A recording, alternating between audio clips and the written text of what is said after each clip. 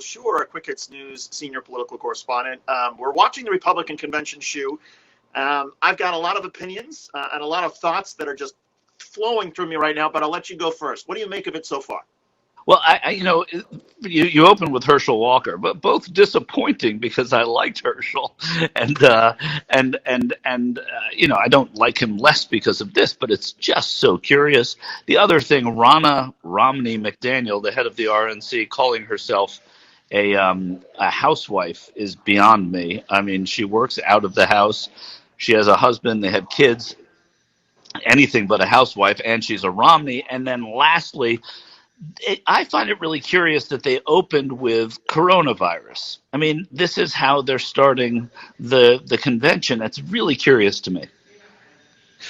Well, I wonder if maybe part of the challenge is to take something that's sort of your weakness and somehow turn it into a strength. That if they say, well, look, we're gonna reframe all of this and say, look at all the wonderful work we've done to help the governors and to get supplies out there, and we've got leadership. And I saw them running all the clips of the Democratic governors praising President Trump early on. Some of that, of course, was taken out of context. It's an interesting political strategy, right? It is. I mean, look, you're right in a sense, and as you frame it that way, it makes me think that maybe strategically it's a good idea, and also by day four they'll have it in the rearview mirror, not the virus, but the talk of it. So maybe doing it that way is an important way for them to move on to things like the economy that they want. There was also this couple that was talking about why they're Republicans, and I heard them saying that they're because America is a beacon of hope, and they were saying that as they were showing the wall being built on a video behind them. Just that. Well, I texted you earlier. I keep having these flashbacks because where they're doing this, at least where they're doing the live speeches, it's in Mellon Auditorium, which is just 2 blocks away from the White House in Washington, D.C.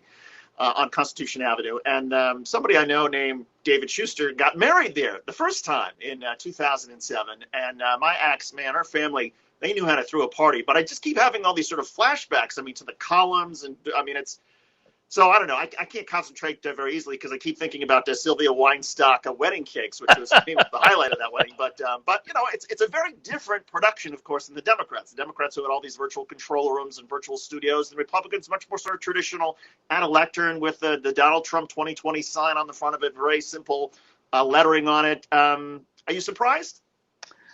Well, I mean, I was thinking, what were they going to do, right? I mean, the Democrats pulled off what they pulled off, and I think by and large and on balance, they did pretty damn good job under bad circumstances. Yep. How are the Republicans going to do, and did they do anything reactionary? Because they've been working on their plans just as long as the Democrats for this thing. So how much of this was a reaction to what the Democrats did, or how much of this was going to try and show a more sober Donald Trump on a big stage like this, rather than the one that we see day to day and hour to hour, really. And maybe that was part of their thinking before the Democrats went. And I guess it's too early to say if it works.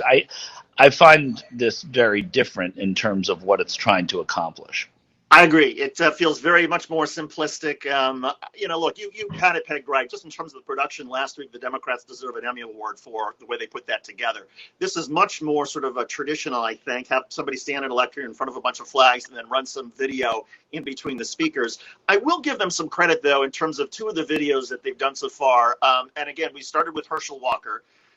I mean, look, I think it is effective to a large number of African Americans and other people as well in the South when they have Herschel Walker say, look, I've known Donald Trump for 34 years. I know what racism is. I've seen it in the South. Donald Trump is no racist. I mean, I think that's effective. And Herschel Walker saying, who's he talking to, Shu? Well, that's the question. I mean, maybe right. He's talking to maybe the 1 or 2% of the African American vote that may still be up for grabs for Donald Trump, and maybe he's somehow trying to get to them. Yeah. But he was a very persuasive speaker. And the other thing about it, which is, I mean, the congressman from Ohio, who I'm like having such Jim Jordan, such a brain fart. So when he just describes, I was going in to tell a family, console a family with some really bad news, and I was talking to Donald Trump, and he wanted to sort of to offer them some nice words. I mean, that's sort of the thing you would expect, right, from a leader. But it does, I think, it humanizes Donald Trump in a way that may be helpful to him, at least at the margins. Well, I think in a way that he needs to be humanized is really the thing. In that, you had 4 days of empathy with the Joe Biden. That was the key theme, I think, throughout those 4 days.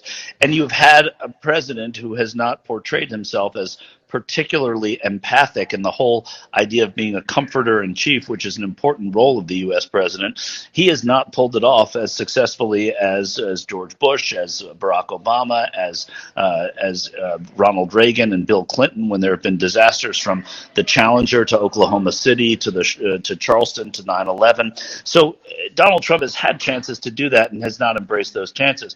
Maybe that's what they're talking about when they talk about empathy, and the humanizing of Donald Trump. And I guess that's going back to Herschel, that the idea that the Republicans are spending this much time on trying to woo black voters is, to me, a curious thing, because that is not what they need to win back. They need to win back suburban white voters who either didn't vote for the Democrats last time because of Hillary Clinton, or were giving Donald Trump a real shot.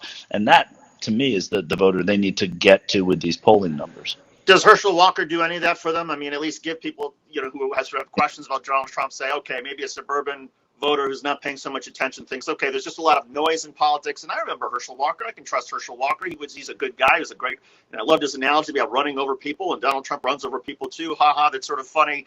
Does it give suburban voters perhaps a second look at Donald Trump, and that maybe because of somebody like Herschel Walker, they sort of chalk up all this political noise to just that?